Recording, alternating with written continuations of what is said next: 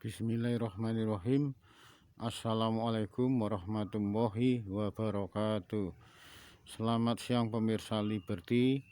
Semoga kalian semua dalam keadaan sehat, fresh, semangat, dan optimis, senantiasa dalam rahmat dan ridho ilahi.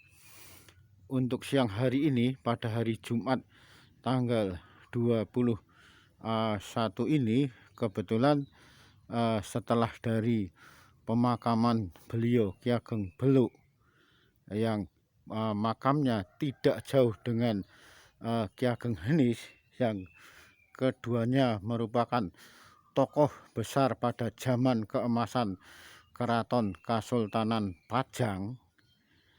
Kali ini Liberty akan ke makam beliau Ki Ageng Henis, ulama besar di zaman Keraton Pajang yang akhirnya menurunkan dinasti Mataram Islam dari putranya yang saat itu Ki Ageng Henis memiliki putra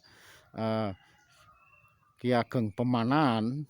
Dari Ki Ageng Pemanan memiliki seorang putra yang saat itu dikenal sebagai Danang Sutawijaya, yang masa kecilnya diasuh dan diaku sebagai anak angkat oleh beliau Sultan Pajang, yaitu Sultan Hadiwijaya atau yang populer dikenal sebagai Mas Karebet ataupun Joko Tingkir. Setelah besar dari Danang Sutawijaya yang merupakan cucu dari Ki Ageng Henis, begitu besar, langsung beliau memiliki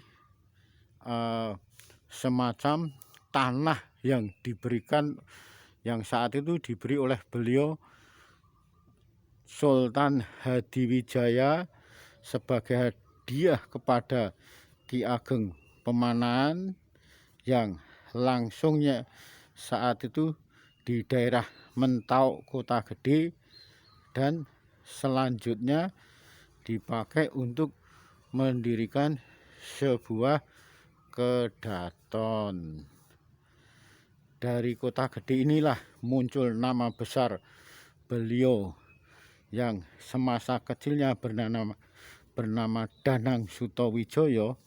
Begitu menjadi raja di Kota Gede, bergelar sebagai Panembahan Senopati. Dari Panembahan Senopati sebagai dinasti Mataram Islam yang pertama ini, selanjutnya turun kepada beliau Sultan Agung sebagai dinasti Mataram Islam yang kedua, yang berada di Kerto dan Pleret, Bantul.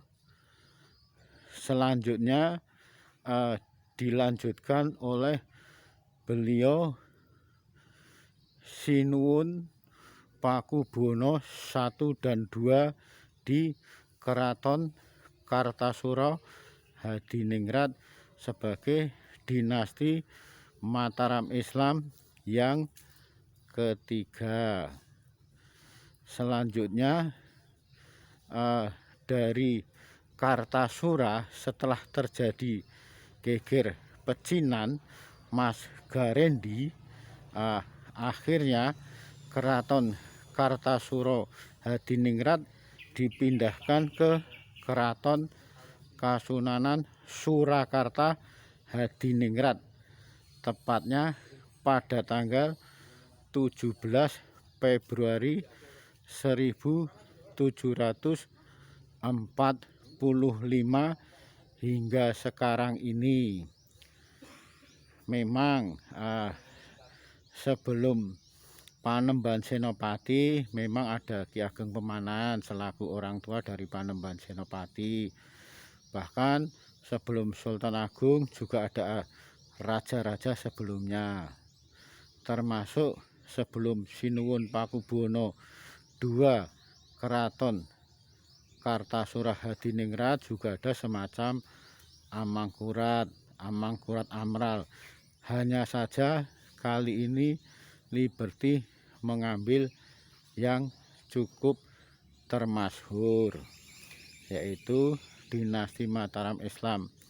Pertama dari Panembahan Senopati ada di Kota Gede, selanjutnya Sultan Agung ada di Kerto ataupun di Pleret Bantul, selanjutnya Sinuwun Pakubuwono I atau II ada di Keraton Kartasura Hadiningrat. Selanjutnya yang terakhir atau yang dinasti Mataram Islam yang keempat dan terakhir adalah Keraton Kasunanan Surakarta Hadiningrat. Kebetulan makam beliau Ki Ageng Henis ini keberadaannya tidak jauh dari makam Ki Ageng Beluk, berkisar antara 10 meter, hanya dibatasi semacam tembok pagar. Itu tampak cukup dari makam Ki Ageng Beluk yang sekarang ini tidak lebih dari 15 meter. Ada makam beliau Kanjeng Kyai Ageng Henis. Di samping beliau ada pusara makam Nyai Ageng Pandanaran. Ini ada di sebelah kiri atau di sebelah barat. Sedangkan sebelah timur dari makam Ki Ageng Henis ini ada pusara makam dari Nyai Ageng Pati. Sehingga keberadaan pusara makam Ki Ageng Henis ini diapit oleh Nyai Ageng Pati dan Nyai Ageng Pandanaran. Untuk lokasi makam Ki Ageng Henis ini tidak jauh dari lokasi makam Ki Ageng Beluk. Ada di desa Belukan, Pajang, Laweyan, Solo. Suasananya pun cukup nyaman, rindang, teduh, dan sejuk. Pasalnya di sekitar area makam Ki Ageng Henis ini banyak tumbuh pohon-pohon berukuran besar, sehingga suasananya terasa teduh, rindang, dan nyaman. Bahkan tidak jauh dari makam beliau Ki Ageng Henis ini ada Masjid Laweyan. Dari makam Ki Ageng Henis ini paling berjarak sekitar 20 meter.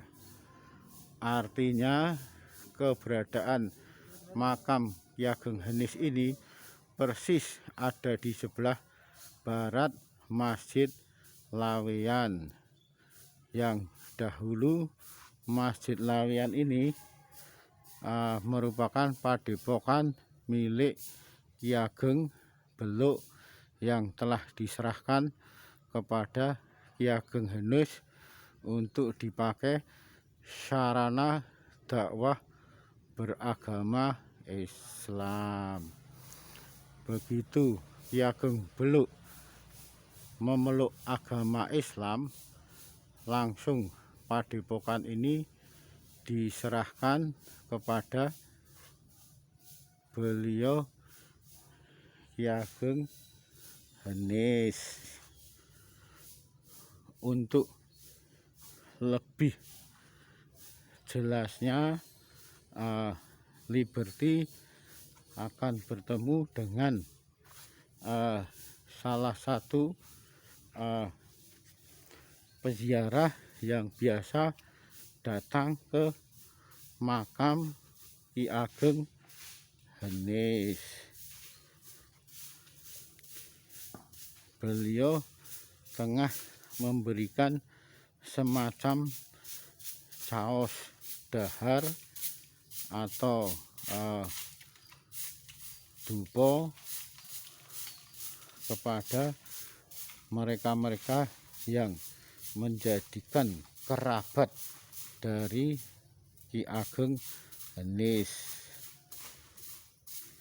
Makam Ki Ageng Henis ini termasuk makam tertua di kota Solo.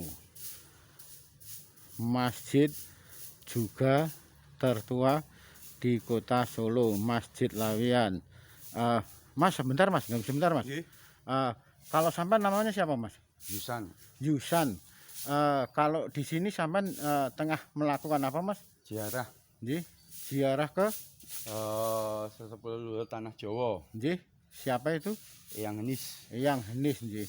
Nggih. Kalau maksud dan tujuan dari Mas Hisan itu apa mas? Sowan kali nyuwun sabda lan pitadah. Sowan Nggih anak turun sedaya. nggih. Kali nggih rencang-rencang. Oh, mungkin ada pengalaman kalau sampean ziarah ke sini setiap hari apa mas? Kebetulan ini hari Jumat ya. Ini tergantung dari eyangnya, kalau disuruh sowan saya sowan. Oh, itu kalau diminta sowan itu melalui apa mas? Melalui gaibnya mimpi atau bagaimana mas? Panggilan saking rasa ati. Oh, dari rasa hati. Nggih. Terus selama ini sampean pengalamannya apa mas ketika sering berziarah di makam beliau Ki Ageng Henis ini? Nggih kathah dibantu nih kali eyang-eyang Nggih. sing sesepuh leluhur. Nggih. Kalau pengalaman misteri mungkin ada mas, mungkin pernah ketemu dengan sosok arwah gaibnya beliau atau bagaimana mas? Nggih, tiap kali sowan kan eyang mesti rawuh mriki. Nggih. Kalau sedaya niku rawuh sedaya. Nggih. Kalau boleh tahu saat itu wujud yang dipakai kan semacam busana yang dipakai oleh beliau Ki Ageng Henis, wujudnya gimana mas? Kayak raja, Nggih. pakai baju kerajaan. Oh, pakai baju kerajaan ya. Nggih. Nggih. Terus semacam celana batik apa gitu-gitu mas? Nggih. Oh, layaknya sebagai seorang raja saat itu nggih. Nggih. Nggih, ya. Terima kasih. Mas siapa mas? Yusan. Sampai dari mana mas? Saya dari Sukarjo, Pak. Dari Sukarjo juga nggih. Nggih. Nggih, terima kasih Mas Yusan. Nggih, sami-sami. Demikian tadi wawancara Liberty dengan seorang peziarah yang biasa datang setiap malam Jumat atau Selasa atau saatnya Anggoro Kasih. Ini pintu masuk menuju ruang utama dari makam Ki Ageng Henis.